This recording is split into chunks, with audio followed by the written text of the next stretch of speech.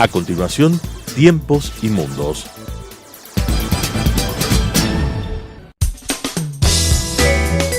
Clasificación A. Apto para todo público.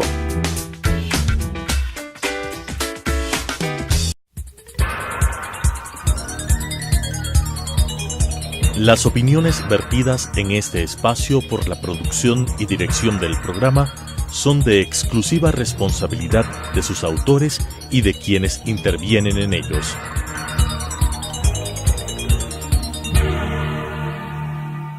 Telesucesos Canal 29 UHF presenta Tiempos y Mundos, un análisis de los acontecimientos y las tendencias que en nuestro común planeta se producen día a día, con la conducción de Alan Cathay. Tiempos y Mundos. Hace casi exactamente 8 meses, el 12 de junio pasado, se reunieron en Singapur el presidente Trump y el dictador norcoreano Kim Jong-un. La publicitada cumbre anunciada como el paso decisivo hacia la paz entre las dos Coreas, la cancelación del programa nuclear y misilístico norcoreano, el fin de las sanciones económicas a Corea del Norte y un venturoso futuro económico para el ermitaño régimen, en la realidad parecería no fue más que un show mediático para beneficio de los dos protagonistas, particularmente para Kim, que se proyectó como una figura capaz de sentar a negociar nada menos que a los Estados Unidos. Vietnam no ha sido históricamente hablando un escenario propicio para los Estados Unidos y la segunda cumbre entre Trump y Kim en el mes de febrero pasado no fue sino la confirmación de lo dicho. La reunión culminó abruptamente sin que se cumplieran incluso ciertas formalidades que estaban previstas ante un evidente punto muerto por el desacuerdo en referencia al tema sanciones versus avances en el desmantelamiento de instalaciones nucleares y misilísticas norcoreanas. La vaguedad de la declaración final de la cumbre anterior hacía prever un desenlace como el suscitado. Entre estados que mantienen una enemistad y desconfianza históricas, únicamente la claridad y transparencia más absolutas, además de la verificación confiable del cumplimiento de pasos acordados, es condición indispensable para un real progreso en una compleja negociación. Que el presidente Trump, por autodefinirse como un gran negociador y por algún extraño designio un predestinado, lo único que revela con total claridad es su desconocimiento de la realidad internacional y ha llevado a una situación que tenía una promesa interesante para el mundo a una nueva situación de incertidumbre tan incierta, para reincidir en el uso del término, como que Corea del Norte ha reiniciado aparentemente su programa balístico con la reconstrucción de un sitio que había sido parcialmente desmantelado. Sobre este tema, hace 8 meses conversamos con Richard Salazar y analizábamos un poco este posible evento, esta posible consecuencia de no hacer las cosas como se debe en diplomacia. Richard, bienvenido. ¿Cuál es tu opinión del evento que se suscita en Vietnam el 27 de febrero pasado? Bien, muchas gracias, Alan. Como siempre, un enorme placer estar aquí y quiero felicitarte en primer lugar por tratar este tema que generalmente no se lo toma en cuenta en la discusión local. Yo creo que a veces estamos demasiado embebidos en la cuestión política local, que desde luego no hay que perder de vista, pero estos eventos internacionales que tienen además una trascendencia geopolítica enorme necesitan ser tratados. Así que yo empiezo haciendo una felicitación por tu interés en tratar este tema. Ahora, la cumbre de Hanoi, Vietnam, planificada para el 27 y 28, que terminó aparentemente de manera abrupta, de manera que no no se dio, digamos, la comida final que estaba lista para los comensales de ambas misiones, yo quisiera darle una lectura un poco más, digamos, optimista, si cabe el término. Si nosotros analizamos en perspectiva lo que ocurre en este momento frente a lo que teníamos hasta hace un año y medio, de cualquier forma los avances son gigantescos. Tanto más si es que pensamos en la historia de las dos Coreas desde el año 50 hasta el año 53, en una guerra que dejó más de 3,5 millones de muertos en un país tan pequeño, y un país pequeño dividido de manera que en total no llegan ni a 200,000 kilómetros. Es decir, las dos Coreas Unidas son más pequeñas que el Ecuador, que es un país pequeño dentro del contexto latinoamericano. Entonces, el avance que ha habido al tener ya una segunda cumbre, yo creo que no hay que despreciarlo. De hecho, he revisado muchos documentos, escritos, noticias de diversos cables, de diversos países, y la reunión entre Kim y Trump termina de una forma bastante amistosa. No es una cumbre que terminó los dos disgustados levantándose de la mesa y diciéndose, mire, con usted no quiero volver a hablar, usted es una mala persona. Es una cumbre que terminó de una forma, digamos, no tan enormemente exitosa como Occidente habría esperado. Es decir, como que nos diga Kim que ya va a cerrar todas las centrales nucleares, que se allana a todos los pedidos de Estados Unidos, y que por lo tanto iba a haber casi una reunificación, cual lo hizo Alemania en su momento en la caída del muro de Berlín, cosa que no va a pasar ni de lejos en muchos años. Sí, en cambio, una unificación comercial y una firma de la paz. Entonces, aquí yo quisiera dar esa lectura, como digo, que no es tan negativa. Por otro lado, algo que tú señalaste que es realmente importantísimo. Yo creo que Occidente ha menospreciado bastante el talento de Kim Jong-un, porque es una persona joven, una persona que desde luego ha hecho cosas enormemente truanes, como mandar a asesinar a su propio hermano, mandar a asesinar a su propio mentor, que fue el número 2 del gobierno, a su tío en el gobierno de su padre, y métodos y formas que en Occidente son impensables en este momento, que estamos tratando a duras penas, pero tratando de llegar a cuestiones básicas de derechos humanos, ¿no? Sin embargo, ha sido tan talentoso de sentar a Estados Unidos de igual a igual, y eso es un paso enorme, que no lo logró ni su padre ni su abuelo, y ellos durante décadas. Este joven lleva gobernando desde 2011, y tweets vienen, se insultaban con Trump, pero finalmente hemos llegado a tener una primera cumbre en junio del año pasado y una segunda cumbre ahora en febrero. Eso es enorme. En pasos, digamos, de perspectiva, es algo sumamente importante. En segundo lugar, me parece que tenemos que dar una lectura desde la perspectiva precisamente diplomática. Yo vi toda la rueda de prensa de Trump al final, y en la rueda de prensa él hace énfasis más de una ocasión en las muchas preguntas que le hicieron, que él ve grandes posibilidades y que cree que Kim Jong-un es un gran amigo suyo. Por lo tanto, eso diplomáticamente es claro, es bastante claro, a pesar de que dice, él quiere que le levantemos las sanciones, cosa que nosotros no podemos hacer, en tanto no hay el cierre de todas las centrales. Sin embargo, yo creo que nuestras negociaciones van a continuar, nuestro diálogo va a continuar, y es una aseveración que él hace. Él no se muestra disgustado ni tratando de eludir preguntas o dando respuestas un poco más contundentes, firmes, frías, quizá preocupantes. Entonces, a mí me parece que en Occidente esto ha sido visto como un gran fracaso, pero yo creo que no lo es. En tercer lugar, yo creo que en realidad Kim y Trump sí son amigos.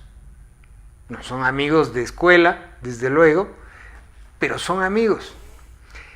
Y yo creo que entre ellos existen ciertos acuerdos que desde luego no nos lo van a decir, y quizá en el plazo de años, décadas quizás, llegaremos a enterarnos cuando se publiquen las memorias nunca dichas de las cumbres de Kim y Trump. A mí sí me parece que hay acuerdos, y yo creo que es un acuerdo el de tratar de levantarse de manera abrupta y dar esa imagen, de manera que haya una preocupación y que cuando haya una siguiente cumbre, que yo sí la veo venir, yo estoy seguro que durante este mismo año se dará una cumbre, porque desde luego Trump quiere sacar provecho de esto políticamente. Entonces yo creo que va a haber una siguiente cumbre antes que concluya 2019, pero yo creo que ya había un acuerdo de dejar la mesa servida, de tal forma que Occidente especialmente y el mundo vean esto como un gran fracaso. No hay que olvidar nunca, ni en diplomacia ni en política, que al fin y al cabo la diplomacia es política, que la política tiene una enorme teatralidad. Y yo creo que ellos lo tienen clarísimo.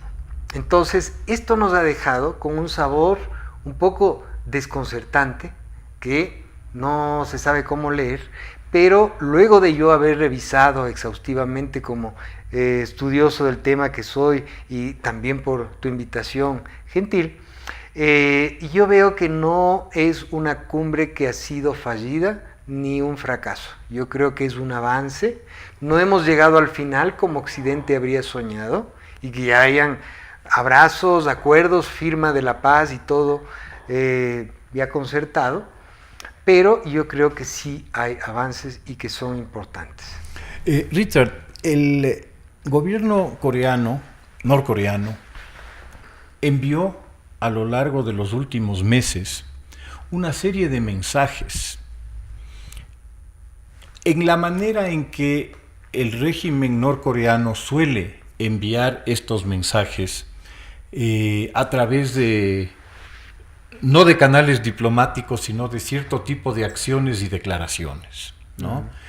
Los mensajes que estuvo enviando Corea del Norte iban básicamente centrados a pedir que de parte de los Estados Unidos se diera algún gesto que de alguna manera mostrara al gobierno y al pueblo norcoreano una voluntad de aliviar al menos las sanciones que evidentemente le están afectando y muy duramente al país. Esos mensajes como que no fueron atendidos, y la máxima concesión, si se la puede llamar de alguna manera, de parte del gobierno de los Estados Unidos fue no acentuar las sanciones, no volverlas más severas. Y como que esto para el gobierno norcoreano no era suficiente. Tampoco era suficiente una promesa futura de crecimiento económico, de bienestar, porque obviamente hay demasiadas, como decía hace un momento, demasiadas dudas uno del otro. ¿No crees tú que es necesario que de ambos lados se empiecen a flexibilizar estas posiciones? Sí, efectivamente, como yo decía, a mí me parece que ellos sí tienen acuerdos, que tienen un nivel de relación bastante favorable, si no amistosa, y que tienen una suerte de hoja de ruta. Propia. Que oculta. Nosotros no la conoceremos, si acaso, en décadas, ¿sí? Y que esto sí está avanzando.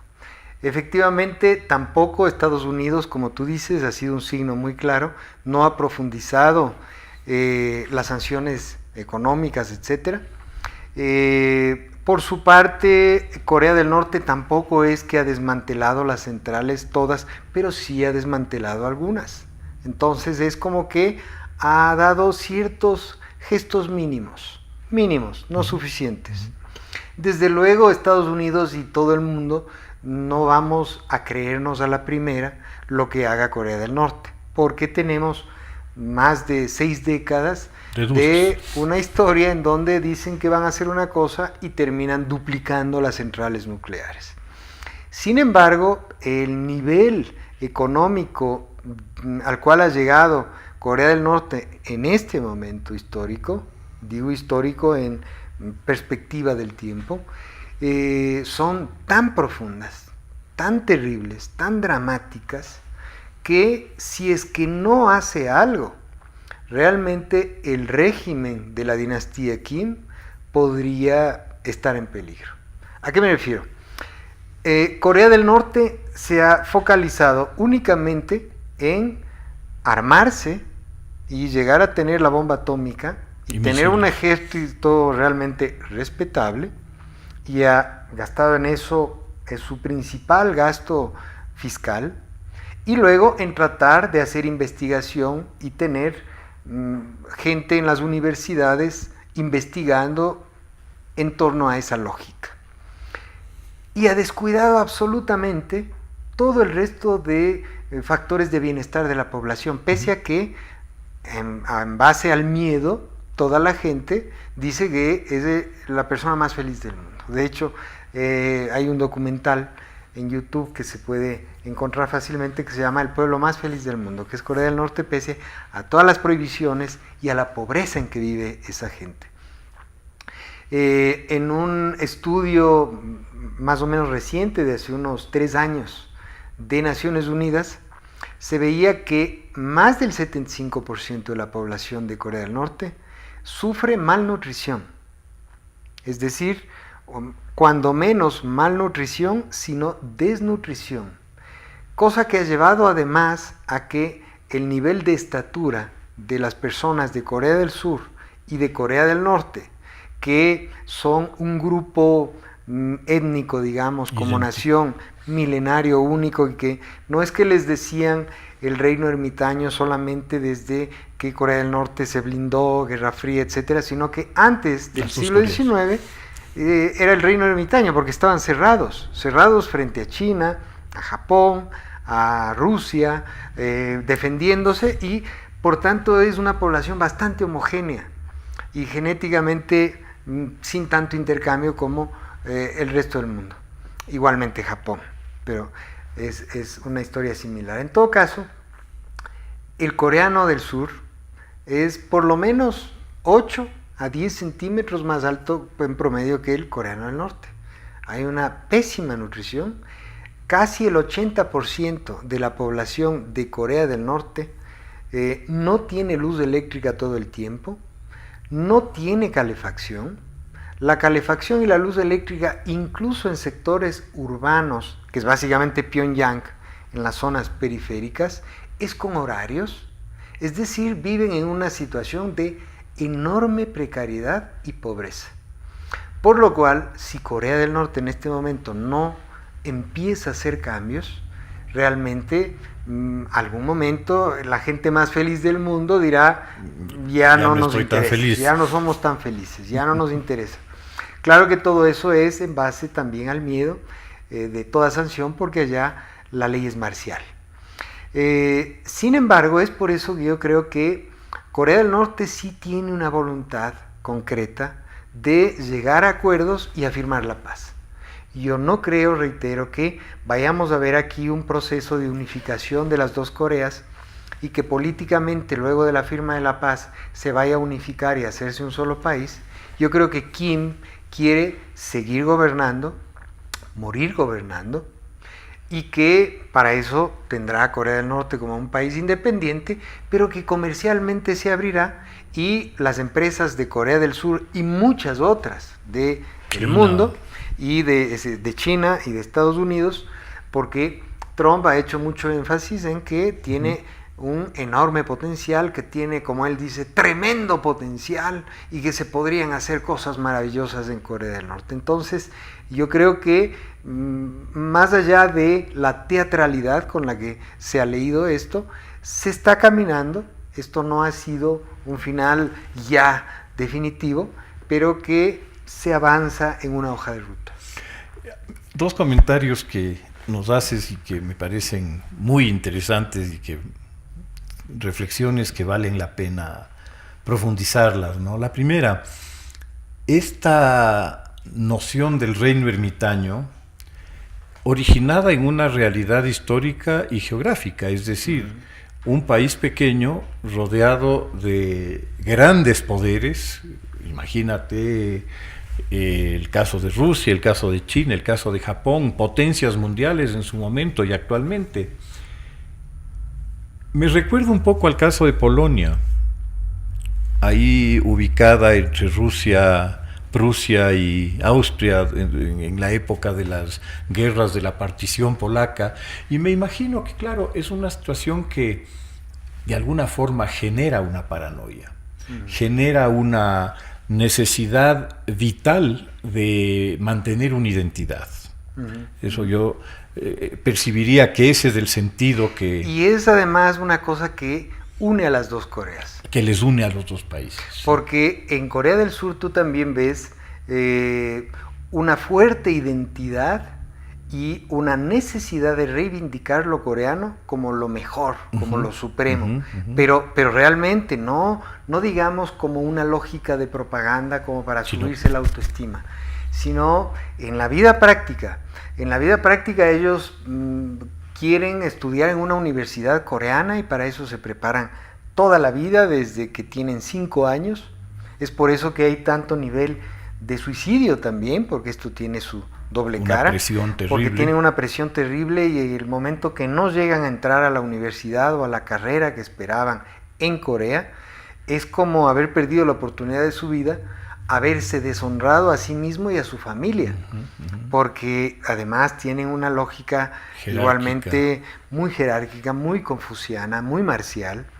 Y yo creo que en eso coincide el temperamento del coreano del norte y del coreano del sur, o sea, como ser muy cerrados a su cuestión. De hecho, hay un libro muy interesante que yo lo recomiendo, pese a que me parece que aquí no ha llegado, pero estamos buscando la posibilidad de traer a uno de sus autores acá, a Quito, que es Julián Barsavsky.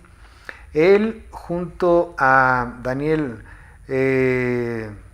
Wilsensberg, otro periodista, ambos argentinos, son cronistas, ambos viajaron por Corea del Norte y Corea del Sur, Barsavsky en el sur, Daniel en el norte, y nos presentan una crónica larga de su paso por esos dos países, y ahí analizan a fondo esa cuestión de la personalidad y de la nación, y por eso el libro se llama Dos caras de una misma nación, porque el concepto de nación, tú lo conoces bien, es esa lógica de identidad arraigada de manera muy antigua y que tiene además una lengua común, símbolos comunes, aspiraciones comunes, y que eso lo pudimos ver también en la cumbre que hubo en septiembre del presidente de Corea del Sur, presidente Moon, y presidente de Corea del Norte, cuando en el monte Pakchu, que es el monte de donde se supone que se origina la Olimpo, raza coreana, el Olimpo coreano. El Olimpo coreano, se reúnen ahí y se hacen las fotos y todo. Eso para los coreanos del norte y del sur es algo conmovedor. Y tiene una enorme significancia. Es conmovedor, ellos mismos me lo han dicho, amigos, colegas coreanos, ellos me dijeron, es para nosotros una imagen demasiado fuerte, fue algo demasiado importante, por lo tanto es una misma nación. Yo creo que también ahí hay que tomar en cuenta otros factores geopolíticos que no hay que perder de vista. El uno es el papel que ya decía yo de Moon en Corea del Sur.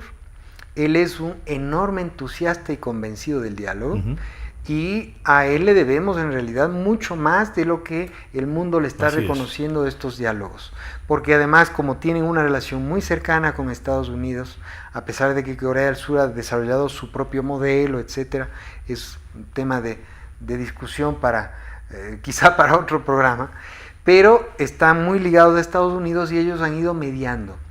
Y Moon ha sido desde el primer día de su mandato un convencido y un portaestandarte del diálogo con Corea del Norte. Segundo, el papel de China.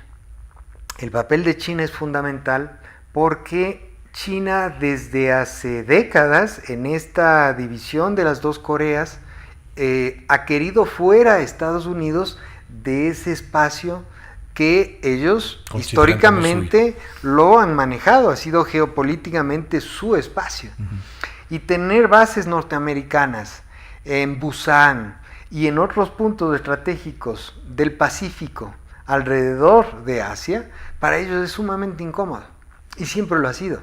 Por lo tanto, China también es entusiasta de que se llegue a firmar la paz definitiva. Porque, ojo, la paz no es entre Estados Unidos y Corea del Norte. Entre las dos Coreas. La paz es entre las dos Coreas, paralelo 38, etcétera. Y que llegue a darse esa suerte de apertura comercial de Corea del Norte, emulando el modelo chino. Por lo tanto, China tiene ahí un papel que tampoco hay que soslayar y que desde luego aún más en este momento en el cual además hay una guerra comercial entre Estados Unidos, yo diría entre Trump y China, porque Trump decidió poner la guerra de aranceles y que está perdiendo por goleada. Que la está perdiendo por goleada y razón adicional para buscar amigos en ese lado del planeta. Richard, a ver, yo voy a quedarme un poco a la espera, mirando desde la baranda tu pronóstico de una próxima cumbre. Me parecen unos argumentos interesantes los que planteas, sobre todo este posible entendimiento bajo cuerda que tendrían los dos líderes para beneficio mutuo políticamente en sus respectivos medios. Me parece plausible, esta tesis que tú propones, veámosla. En todo caso, ojalá se logre mantener de alguna manera abierta la puerta del diálogo, y en ese sentido las expresiones de Trump y las expresiones del propio Kim han sido al menos alentadoras. Ojalá sí resulte, y en algún otro programa tratemos este tema que tú planteas de los dos sistemas que son realmente dignos de estudio, porque realmente estamos ante un laboratorio sociológico de dos modelos aplicados, con distintos éxitos cada uno. Te agradezco muchísimo, Richard, y estaremos pues... No, muchísimas gracias a ti, Alan. Un placer estar aquí. Las opiniones vertidas en este espacio por la producción y dirección del programa son de exclusiva responsabilidad de sus autores y de quienes intervienen en ellos.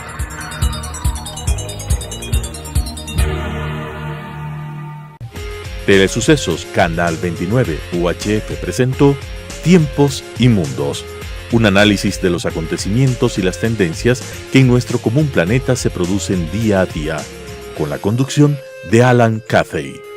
Tiempos y Mundos.